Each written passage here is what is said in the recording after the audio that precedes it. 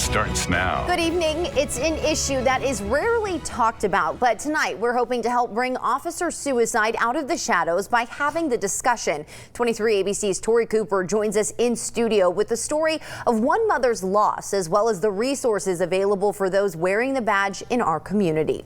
Tori. Jessica, the mother I spoke to, says she has been waiting for an opportunity to talk about this issue with the community for several years following her son Michael's death in October of 2015.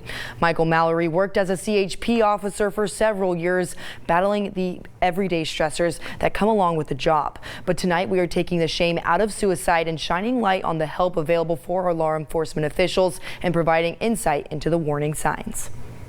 It was so overwhelming in that moment. My body completely went numb. Carol Mallory describing the moment she found out her son Michael Shane Mallory took his life. I received a call from the CHP commander, and he explained to me that my son was dead by a self-inflicted gunshot to the head.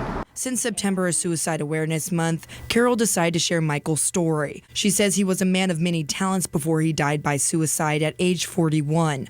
Carol says after his time as a mechanic, he wanted a new path, one that was less traveled by others. He decided he would try to be a CHP. Michael, who grew up in Taft, worked in Buttonwillow and Santa Maria as a CHP officer after his graduation for more than 15 years. He decided to raise a family of 4 in Arroyo Grande, but after a number of years in the line of duty, Carol says she started to see a change in her son Michael. I could tell he was becoming a little depressed and a little disenchanted with his job. I think it was all the PTSD that he suffered. She says deadly crashes, especially ones with young children, took a toll.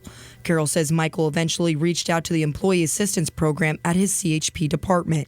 He just didn't quite think they got it. And I don't know if they did. Not standing in those shoes, I don't know if they really got it or not. According to the California Police Chief Association, a recent nationwide study found more law enforcement officers die by suicide than in the line of duty. Both CHP and the Bakersfield Police Department say they provide free peer support groups made up of veteran officers from different divisions to act as outlets for officers. They also provide employee assistance programs, free counselors, therapists, and psychologists that their officers can talk to who have gone through similar traumatic events. But Carol says, unfortunately, talking for this group is usually the hardest part. I think he was very hesitant to get help because it is particularly shameful in this line of work because you're supposed to be bigger, stronger, tougher than the average guy. And you're perceived as weak. So if you take your life, there is something very shameful about that.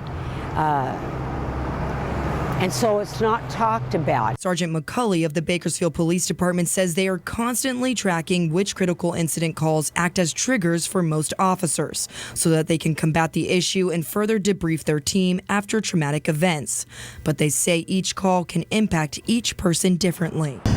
It's a hard group, but it's not a one-shot thing. It's something where you got to make sure that it's available, that they know it's available, and when they're ready, they will. McCulley and Carol now saying in order to bring suicide out of the shadows, we have to start by asking. When you feel like somebody may be having those thoughts, there's no shame in speaking up. Ask them straight out, are you considering suicide? Now, if you notice your loved one acting differently, remember to ask. And for anyone who may be having those thoughts, law enforcement officials want to remind you that you can always stay anonymous and help is available. You can also contact the 24-hour suicide hotline at 1-800-273-8255. But for now, live in studio, I'm Tori Cooper for 23 ABC News, connecting you.